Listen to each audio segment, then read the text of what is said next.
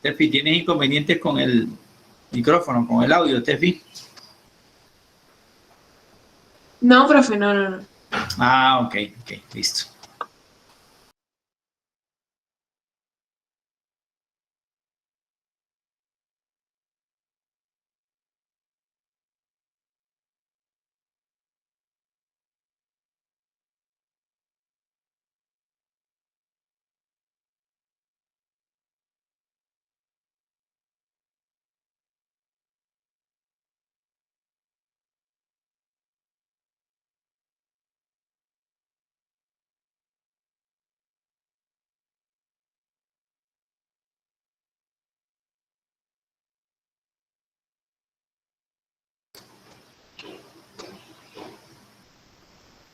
Bueno, 8:39.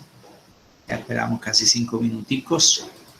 Vamos a dar entonces inicio a la clase del día de hoy, no sin antes hacer la oración respectiva. Hola, profe. Hola, Carlita, ¿cómo estás? ¿Cómo has pasado? Bien, gracias a Dios. ¿Y usted cómo está? Bien, Carla, gracias a Dios también. Afortunadamente todo bien. Bien, vamos a dar entonces lectura a la oración del día de hoy, martes 27 de abril. Se fue este mes ya. En nombre del Padre, del Hijo y del Espíritu Santo. Amén. Dice la oración del día de hoy. San Juan escribe: todo el que cree que Jesús es el Cristo ha nacido de Dios. Y todo el que ama a aquel que da el ser, ama también al que ha nacido de él. En esto conocemos que amamos a los hijos de Dios, si amamos a Dios y cumplimos sus mandamientos. Pues en esto consiste el amor a Dios, en que guardemos sus mandamientos. Y sus mandamientos no son pesados, pues todo lo que ha nacido de Dios vence al mundo. Y lo que ha conseguido la victoria sobre el mundo es nuestra fe. Amén. En nombre del Padre, del Hijo y del Espíritu Santo. Amén. Ok, vamos a relacionar aquí a Jesús Vega.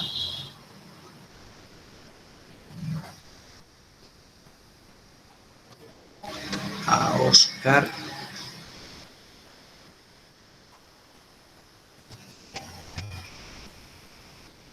A Luchi. Bienvenida, Luchi. Hola, profe. ¿Cómo estamos? ¿Todo bien?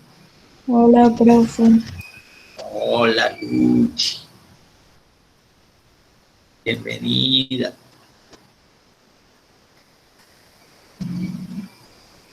$18 me hace falta. Buenos días, profe. Buenos días, ¿cómo seguimos, mi amigo? ¿Todo bien? Todo bien, profe. Disculpa por Bueno. llegar tarde. No, tranquilo, no se preocupe.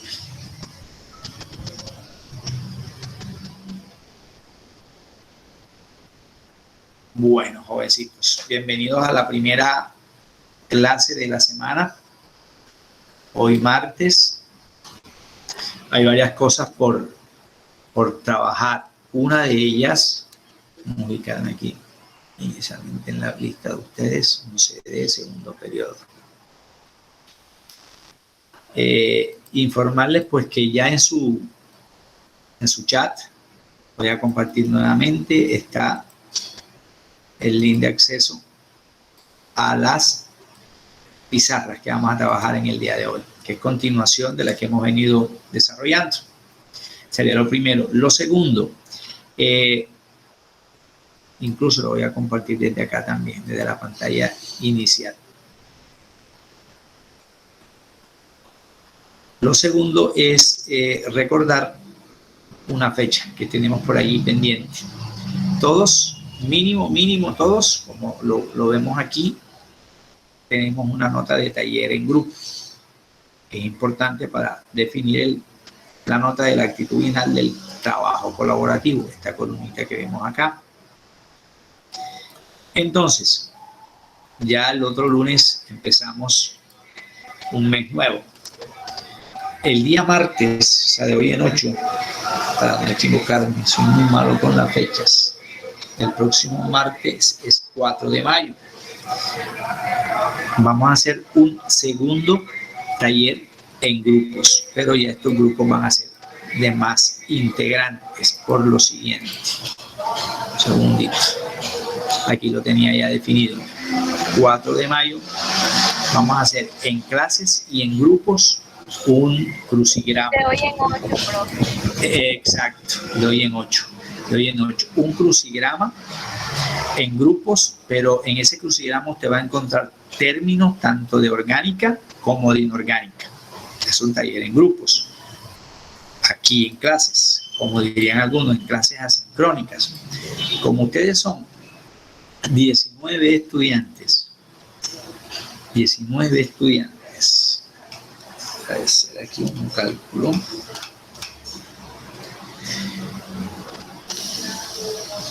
Profe, disculpe, ¿podría repetirme? El taller es en pareja. No, porque es un crucigrama. Y ese crucigrama tiene 10 términos, 5 horizontales, 5 verticales. Entonces ya el número de integrantes tiene que ser mayor para que ustedes se dividan ahí al grupo, quienes hacen las horizontales, quienes hacen las verticales. Entonces, un segundito. Bueno, pueden salir grupos de 3, ¿cierto? Serían 6 grupos de 3, pero me queda un solo integrante.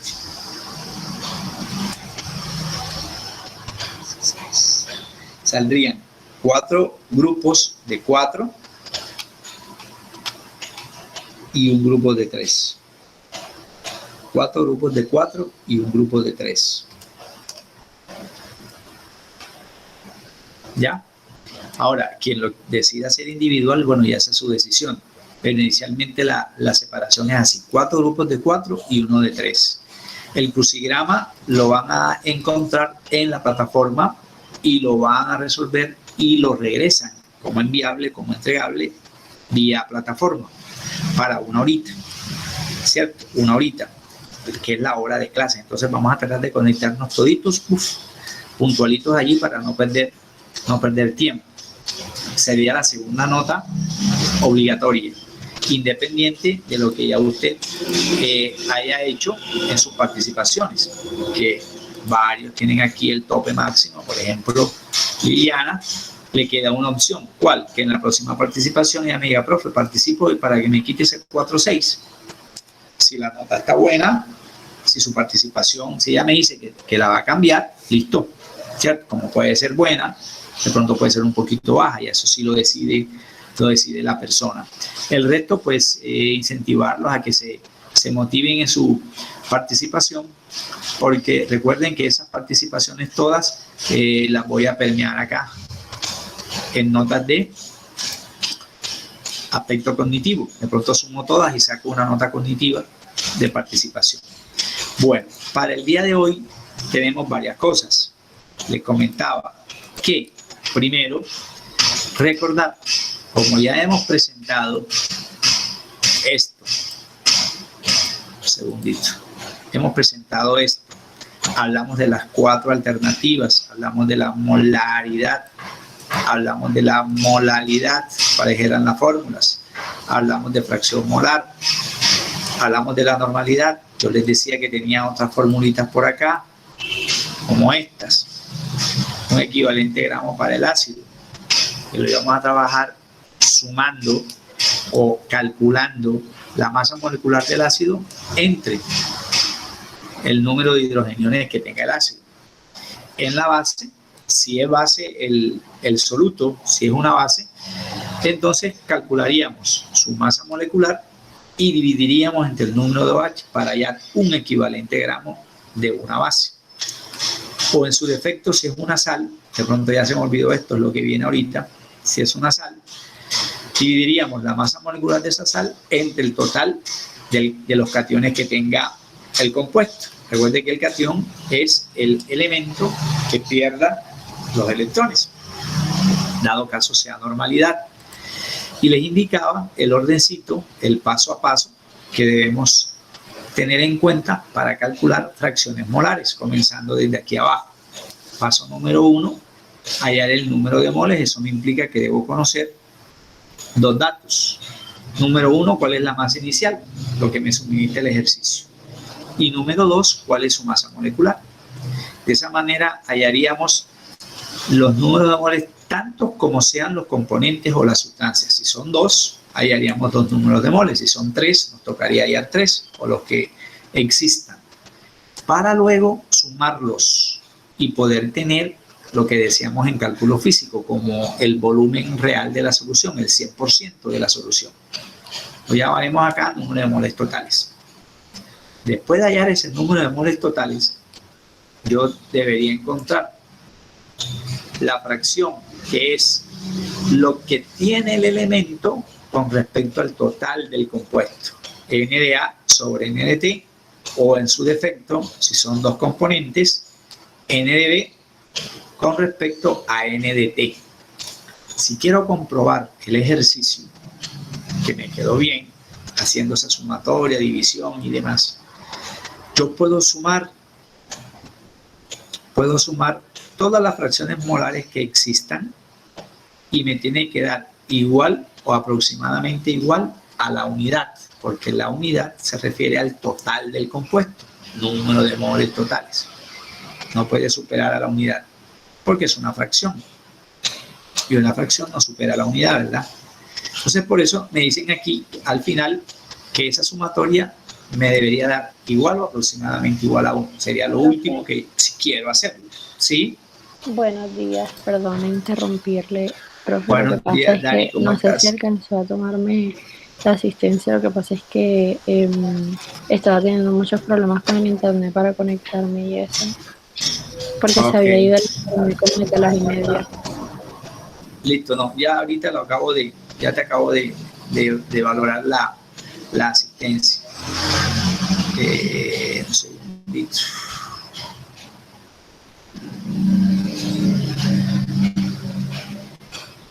Están todos. Ok.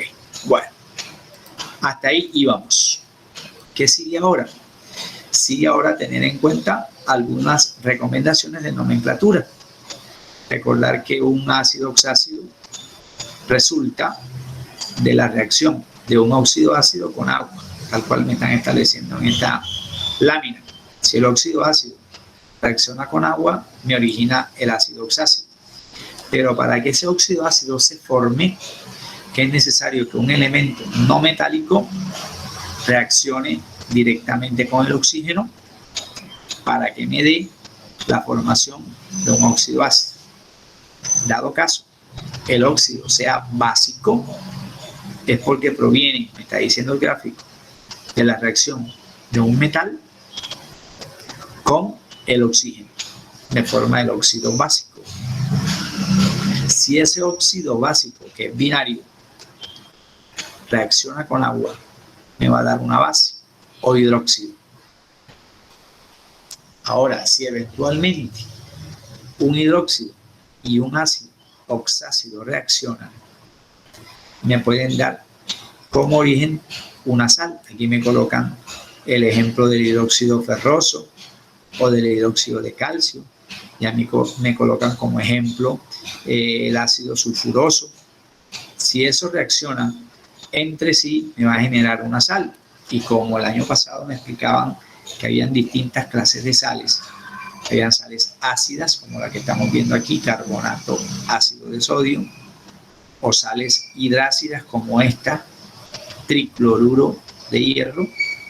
Entonces, en ese caso dependería de lo que haya reaccionado antes. O sea, por eso, para llegar a una sal, tiene que ocurrir primero la formación de un ácido oxácido, probablemente, porque también puede ser un ácido hidrácido, y la formación de una base, entre otras cosas.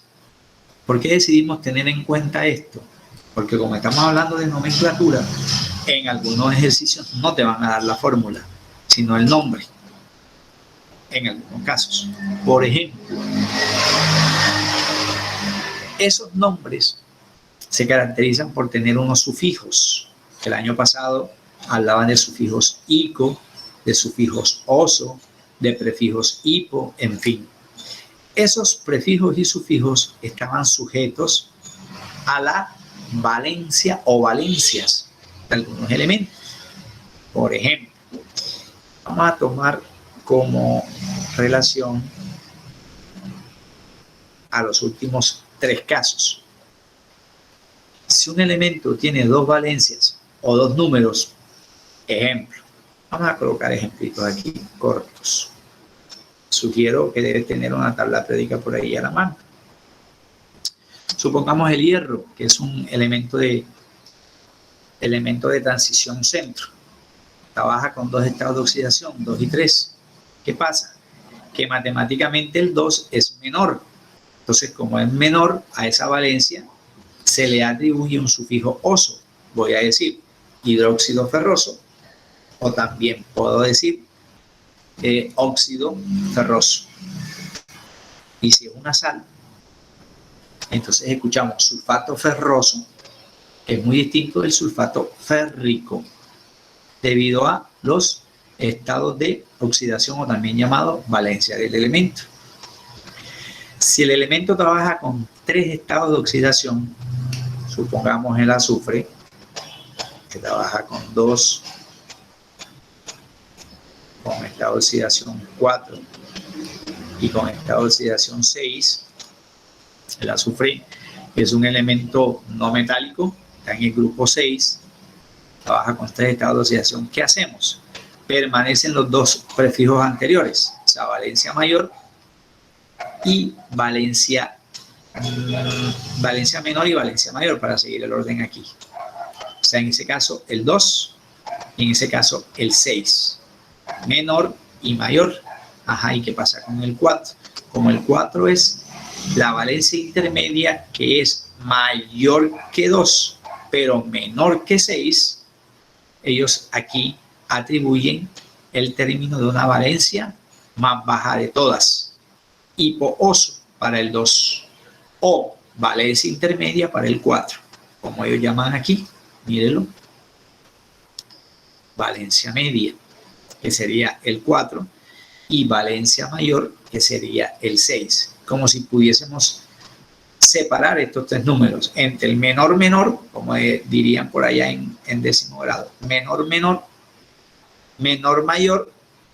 Claro, es menor el 4, pero es mayor que el 2. Y el 6, que es el mayor. Valencia mayor, valencia media o valencia menor menor. Pero hay elementos que tienen 4 y hasta más estados de oxidación. Coloquemos un ejemplo. El 1, valencia 3, valencia 5, valencia 7. Esos números o son positivos o son negativos. Ejemplo de esos estados de oxidación o valencias, el cloro, que está en el grupo 7. Quiero que notes algo. Estas valencias del grupo 7 son impares, 1, 3, 5, 7. En cambio, estas valencias del grupo 6 son pares, 2, 4, 6. En cambio, estas valencias son mixtas, par, impar, sí, porque esta es transición centro, ¿cierto? No se da ese caso tan específico como en grupos representativos. Matemáticamente, ¿qué haríamos aquí si hay 4 números? En química te dijeron, los 2 primeros serían los menores y los 2 últimos, 5 y 7, son los mayores. Al comparar el 1 con el 3, 1 es el menor menor de todos, que es exactamente igual a lo que ellos llamaban en el caso anterior valencia menor. Pero me confundo con el menor siguiente, que es 3. Es mejor decir menor menor, el 1. Coincide con el prefijo hipo, que es bajo bajo, y os, valencia menor menor. Ejemplo, hipocloroso. O acá hiposulfuroso. O acá ferroso. No es lo mismo ferroso que hiposulfuroso o que hipocloroso. Son 3 elementos distintos. Valencia menor. 3 está en el grupo de los números menores, pero es mayor que el 1. No se puede llamar de la misma manera. Se le llama disque valencia media. Termina en oso. Ejemplo, cloroso. Acá, ejemplo, sulfuroso, que es mayor que hiposulfuroso, pero menor que sulfúrico, 1 y 3. Vamos al grupo de los mayores, 5 y 7. Haciendo un recorderis sencillo. 5 y 7. 5 está en el grupo de los mayores. Este es el grupo de los menores, recuerden. Como 5 está en el grupo de los mayores, pero es menor que 7, solo terminará en ico. Ellos llaman aquí valencia disque alta. Yo puedo decirle que es un mayor menor que 7. Y el 7 es el mayor que el resto, que el 5, que el 3, que el 1. Y además es impar. Cuando eso sucede, a la valencia más alta e impar se le da el prefijo opuesto a hipo, que es per es mayor, mayor, o como ellos llaman acá, disque valencia más alta. Ejemplo de nombre con perclórico, permanganato, que también trabaja con números impares. Pero el manganesio está en transición también, no es representativo. Recuerde que el representativo son 44 elementos en total, el resto es transición, ¿verdad? Valencias.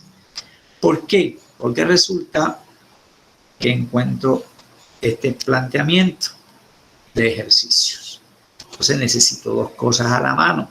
Número 1, una calculadora, y número 2, una tabla periódica, para empezar a resolver o a leer este ejercicio. Categórico, me dice que existe una solución conformada por 12 gramos de cloruro de sodio, es el primer compuesto que aparece, me dan un dato y me dan un nombre, no fórmula. Segundo dato que aparece, 20 gramos de etanol, eso es orgánico, a diferencia del primero que es inorgánico. Y en el tercero me dicen que hay 900 mililitros de agua. 3 datos, 3 sustancias distintas. Me dicen que calculemos la fracción molar para cada componente. Segundo, me preguntan qué sustancia actúa como solvente. Y en el punto C me dicen qué sustancia actúa como disolvente. Pero yo encuentro aquí algo como raro. O dos cosas raras. Primera cosa, los dos datos iniciales están en gramos y el último está en mililitros. Eso no es ningún problema. Recuerde que el último, como es agua, y el agua tiene como densidad 1 gramo mililitro, entonces podemos también asumir que estos mililitros son gramos. En ese sentido, yo comparo los datos 900, 20 y 12. Es mayor 900. Como es mayor 900, de una voy a decir aquí que la sustancia que actúa como disolvente es el agua. Profe, siempre que hay varias sustancias y está el agua, la que actúa como disolvente sería el agua, ¿cierto? El agua es como... Sí, señorita. Es la que siempre actúa como disolvente, dado caso dos cosas. Pero eso Número es siempre... Sí, señorita, siempre. Porque el agua va a tener una condición muy especial. Siempre va a estar en mayor cantidad que el resto.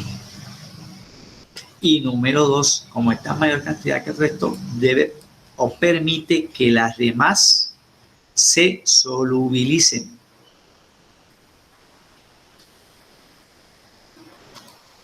Mire, que las demás se solubilicen. Tantos gramos de tal cosa, mírelo, por cada 100 gramos de agua. ¿Ok? Entonces, en ese caso, el agua tiende a estar en mayor proporción que el resto de componentes, siempre. ¿Verdad?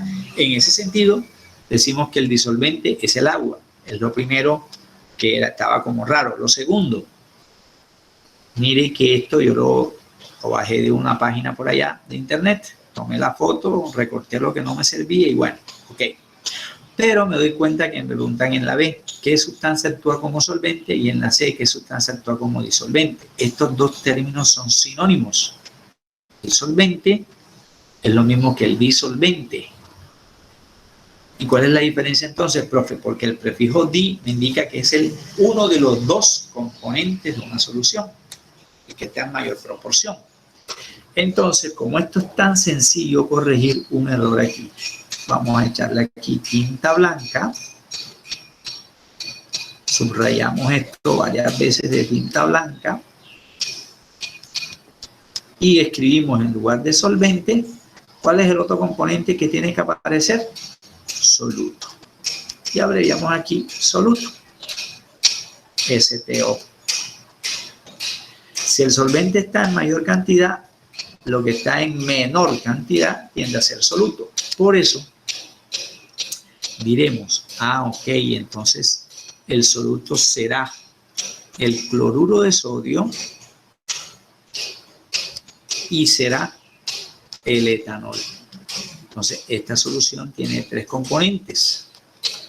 Como esa solución tiene 3 componentes, es una solución ternaria de 3 componentes, de los cuales 1 es disolvente y 2 son solutos. ¿Verdad? En ese orden de ideas, si los 2 son solutos, deberían tener menos número de moles y menos fracción molar que el resto. ¿Y cuál es el resto? El agua. ¿Por qué? Porque es soluto. ¿Cierto? Porque es soluto. Pero eso no podemos decirlo hasta tanto no sepa cuál es la fracción molar. Sin embargo, podemos pensarlo con suficiencia, sin temor a equivocarnos. Los solutos tendrán la menor fracción molar. Tendrá la menor fracción molar. En cambio, el solvente deberá tener mayor fracción molar. Primero, porque está en mayor cantidad. Y segundo, porque permite la solubilidad de la solución. Lógico, me están diciendo que calcule la fracción molar. Entonces yo voy a decir aquí 3 cosas. Voy a identificar quién es la sustancia A, quién será la sustancia B para ordenar los datos y quién es la sustancia C. Eso me lo da el orden que me están indicando en la situación problema. ¿Quién aparece de primero? Cloruro de sodio. En química, el cloruro de sodio se escribe NaCl, sal de cocina. Cloruro de sodio. El segundo componente es el etanol. Profe, pero eso es de orgánica. Sí, no pasa nada. Analicemos el nombre. El nombre tiene 3 informaciones. Et. ¿Qué significa et como prefijo en orgánica? Habíamos dicho. ¿Qué significa el prefijo et? 2. 2. Entonces, 2 carbonos. Vamos a construir la cadena y luego hacemos la sumatoria. No pasa nada. 2 carbonos. El siguiente término, an o ano, en este caso, se relaciona ¿con qué? Con un enlace covalente simple de los alcanos. Y la terminación ol, típica, es de un alcohol. Y el alcohol tiene como grupo funcional el OH. Ahí tenemos el esqueleto de la cadena del etanol. Pero eso no está completo, porque este carbono necesita cumplir la tetravalencia. ¿Con qué será? Pues con hidrógenos. ¿Cuántos? Los que necesite para cumplir con 4 enlaces. Como este señor se une con este una vez, soporta 3 hidrógenos. Recuerde que el alcohol es un compuesto orgánico oxigenado. Mírelo, oxigenado. Este carbono tiene 2 valencias ocupadas, una con el carbono de la izquierda y una con el oxígeno a su derecha. Y entonces resiste solo 2. Ese carbono no es secundario, si me estás pensando así, no señor. No es secundario porque se une a un solo carbono. O sea que es primario. Profe, disculpe. Si mi conocimiento no me falla, entonces quedarían los dos carbonos y 5 hidrógenos. Entonces sería, según la estructura, C2H5 y el OH. Ok, Ari, vamos a mirar.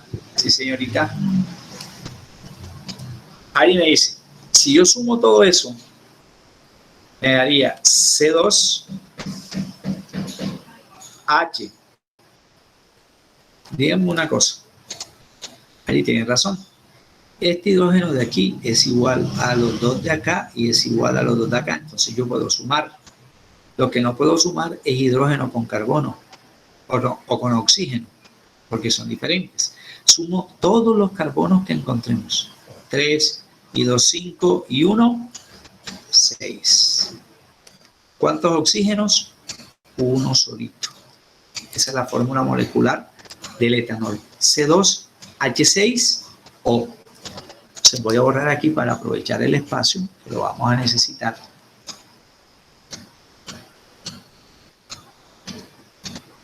Y escribo la fórmula que acabamos de calcular. C2H6O.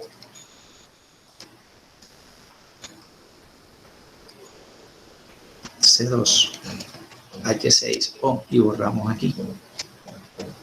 Y el agua, una vieja conocida nuestra, H2O. Ese sería el componente C. Por eso decíamos que era ternaria la solución. Con ayuda de la tabla periódica, yo voy a mirar cuál es la masa atómica de cada elemento. Porque me está diciendo la fórmula que yo debo hallar los N de cada componente, dividiendo la masa inicial entre la masa molecular. Por eso necesito la tabla periódica. Masa atómica del sodio. Entonces encontramos en la tabla periódica que aproximadamente 23 y que el cloro es 35.5. Voy a escribir cloro otra vez, qué belleza. 35.5. Porque al revisar en la tabla periódica es 35.45, pero lo vamos a trabajar aproximado. 35.5 de masa atómica. Cada carbono aporta 12. Cada hidrógeno aporta 1. Y cada oxígeno aproximadamente 16. Lo mismo vale aquí y lo mismo vale aquí. Con ayuda de la calculadora, bueno, hasta donde me sea posible, vamos a hacerlo a mano hasta donde me sea posible. Sumo 23 más 35, pues 58. Esa es la masa molecular.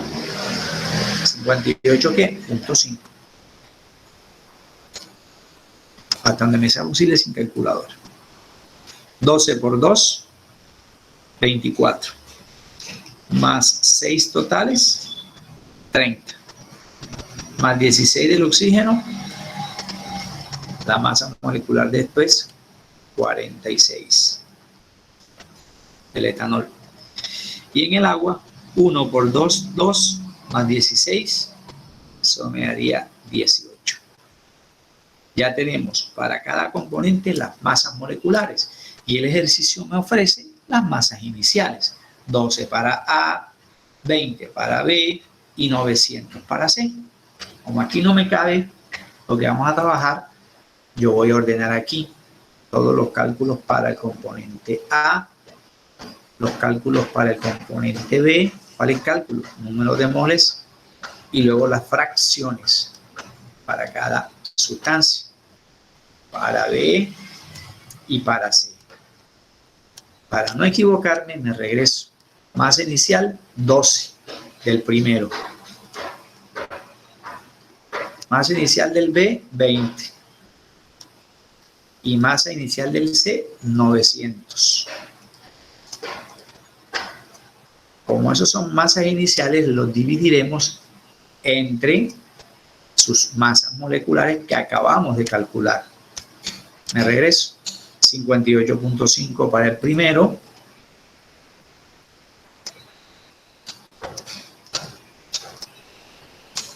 46 para el segundo y 18 para el tercero. Vamos hallando aquí los números de moles relativos para A, para B y para C. Entonces, ahí sí necesitamos calculadora.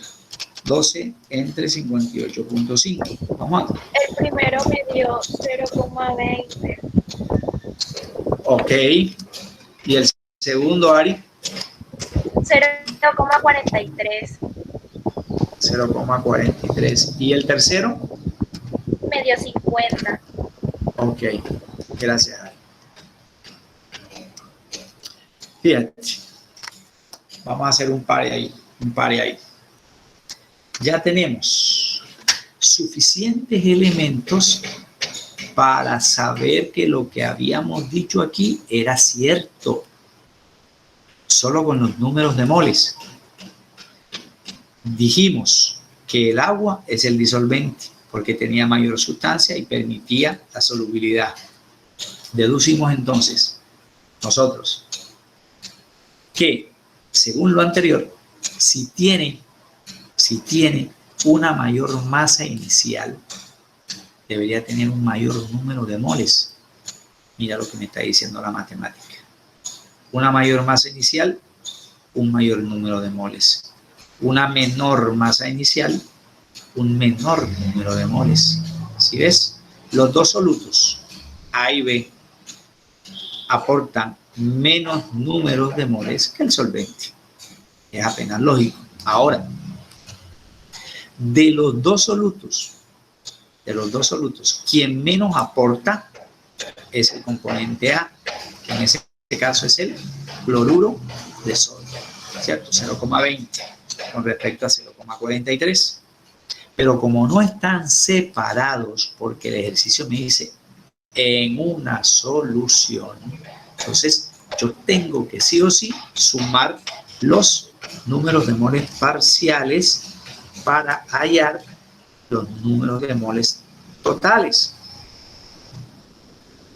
Entonces sumamos 0,20, 0,43 más 50. Eso me da 50.63. Porque 20 más 43, 63. 50.63. Si hago el control, ¿en qué paso voy? ¿En qué paso voy por acá? Ya pasamos el punto 1 al punto 2. Ya tengo los n parciales y tengo los n totales. Ahora hallo las fracciones de cada componente. Y la fórmula me dice, divida, para hacer eso, divida lo que aporta el elemento, o el compuesto en este caso, con respecto al total de la solución. Entonces, como yo tengo todo ordenadito acá, sé quién es A y sé quién es T. Entonces, 0,20 lo voy a dividir entre 50.63. 50.63, que es n totales. Entre 50.63 y el último dato, entre 50.63. Yo les había dicho que sin calculadora hasta donde nos sea posible. Bueno, aquí dice 5 bien. Si usted revisa esta división, 50 entre 50.63, esto casi es 1. Casi es 1. En cambio, esto es inferior a la unidad. Aunque esto es inferior a la unidad, pero supremamente mayor que lo que me pueda dar esto. Y que lo que me pueda dar esto. Bueno, eso me lo da la calculadora. Sin ningún esfuerzo. Hasta aquí no ha habido química por ningún lado.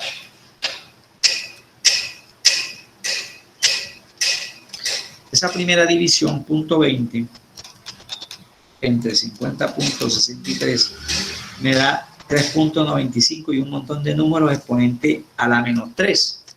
Eso es lo mismo que decir 0,000 0, 0, 3. Exponente a la menos 3 es que viene de la izquierda, la coma, y que es un número inferior a la unidad. Si dividimos punto 43 entre 50.63, 50.63, me he equivocado acá, es igual a 8.45 por 10 a la menos 3, que es lo mismo que decir 0,008. Teníamos razón, inferior a la unidad, pero muy, muy inferior, muy bajito. 50 entre 50.63, esta no me da bajita, esta me da 0,98. 0,98. Teníamos razón. A mayor número de moles, mayor fracción molar. A menor número de moles, menor fracción molar. Aquí sí viene el análisis químico. Ahora, ¿por qué el menor número de moles? Porque su masa inicial es baja en comparación con su masa molecular. ¿Por qué esta fracción molar es alta? Porque su masa inicial es alta con respecto a su masa molecular. Fíjate que son extremos. Compárame 12 con 900 y compárame 58.5 con 18. No es lo mismo para nada. Por eso están muy lejos las fracciones molares, como también están muy lejos las características de la sustancia. Mientras este señor es un soluto, mírelo, esta señora es un solvente, mírelo, es un solvente. ¿Cierto? Bueno, vamos a dejar ahí 9:20 de la mañana en punto. Mañana tenemos clase a primera hora. Retomamos este ejercicio mañana porque hay que analizar qué pasa con este señor. Y hay que analizar otras cositas que les voy a decir mañana, unas conclusiones que vamos a sacar. Les agradezco muchísimo por su tiempo. Que Dios me los bendiga. Se cuidan, por favor. Y nos Chao, vemos profe, mediante mañana. gracias. Chaito. Bueno, profe, hasta luego. Chao, profe. Hasta luego. Chao, que estén muy bien. Bye. Chao, Chao. profe, gracias. Chaito, sí, señor.